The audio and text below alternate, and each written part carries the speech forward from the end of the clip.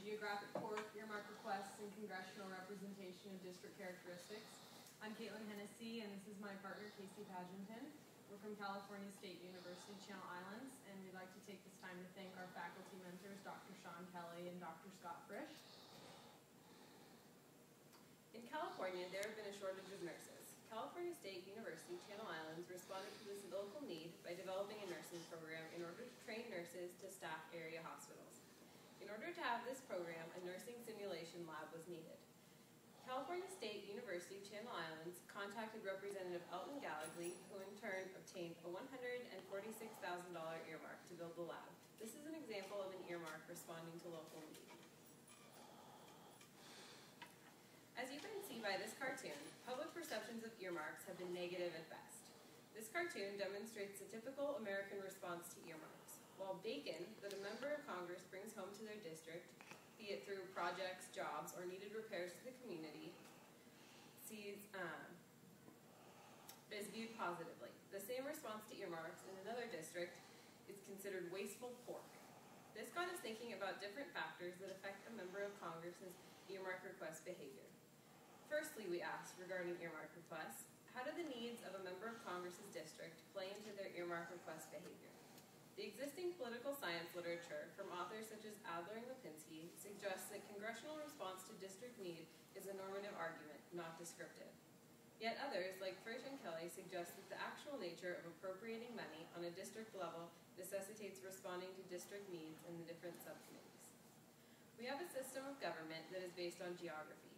States are represented in the Senate, and geographic districts, one member representing one district, are represented in the House. Those districts and states have different geographic and demographic needs that make them more or less needy with regard to different things Congress spends money on. Earmarks have been a source of debate and controversy in the news media recently. The Republicans, having gained control of the House and gained seats in the Senate, have proposed to ban the practice in order to cut back on what they perceive to be wasteful spending and curb deficit spending. While many Republicans are willing to placate the ideological platform of their party, many understand the implications that a moratorium could have on the constitutional separation of powers. The representative nature of the House's goal is to respond to local need and represent their constituents' interests and that need on a federal level. While many claim that the discussion on earmarking is one about wasteful spending, it is actually a discussion and debate about legislative versus executive power and the nature of representation in the United States. Earmarks compose only slightly more than 1/2 of 1% of the federal budget, yet have become a convenient target to gain ideological favor with those who oppose federal spending.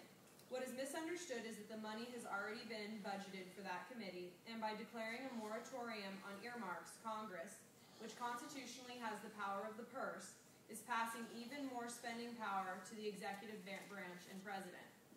The bureaucracy, who in turn spends the money, is an unelected body that does not have direct representative accountability to the American public. For those interested in upholding the Constitution, it should be noted that the separation of powers is a core principle found in Article 1 of the Constitution, as is Congress's power to appropriate funds. Furthermore, earmarks are not a recent phenomenon. The first earmark was for a lighthouse in Cape Henry, Virginia, included in an appropriations bill signed by President George Washington and passed through the House while fellow founder of our nation and future President James Madison was serving the great state of Virginia. Consistent with the descriptive argument put forth by Frisch and Kelly, we hypothesize that the geographic and/or demographic needs of a district will considerably factor into the earmark request behavior of a member of Congress. In the Energy and Water Subcommittee, we hypothesize that the nature of the Energy and Water Subcommittee will lead them to appropriate more funds based on geographic considerations, whereas our second hypothesis considers the idea that demographic concerns will factor more considerably into requests for the Subcommittee on Labor, Health and Human Services, Education, and Related Agencies, otherwise known as Labor H. We began our research with our raw data, earmark request letters. Typically, legislators will submit a written request asking for support for organizations or projects in his or her home state or district. In this particular letter, our local representative, Elton Gallagly, requested 6 earmarks totaling $17.6 million. Request letters were obtained by Dr. Frisch and Dr. Kelly from the archives of Representative John Myers, former chairman of the House Appropriations Subcommittee on Energy and Water for the fiscal year 1997, and from Representative John Regula, former chairman of the House Appropriations Subcommittee on Labor H for fiscal year 1999. We qualified an earmark as any line item that was requested by a member and not included in the President's budget. Our data is completely unique because we look at requests as opposed to enacted amounts. Previous research on earmarks has looked at actual earmarks using a database from the interest group website, Citizens Against Government Waste. The problem with that is that this group has a vested interest in inflating the number and value of earmarks. What we have done is remove the bias from the data. By looking at requests, we are drawing back the curtain and revealing the process by which an idea becomes an earmark. Earmarker is a web-based data entry application designed specifically for this project that we have used to enter the raw earmark data. This data is then added to a relational database and then downloaded for us to analyze. Over 16,000 requests have been coded to date. We operationalized our hypotheses by defining geographic characteristics as district size in the presence of large cities, and then significant geographic factors such as flood risk within a district that may contribute to different needs within the Energy and Water Subcommittee.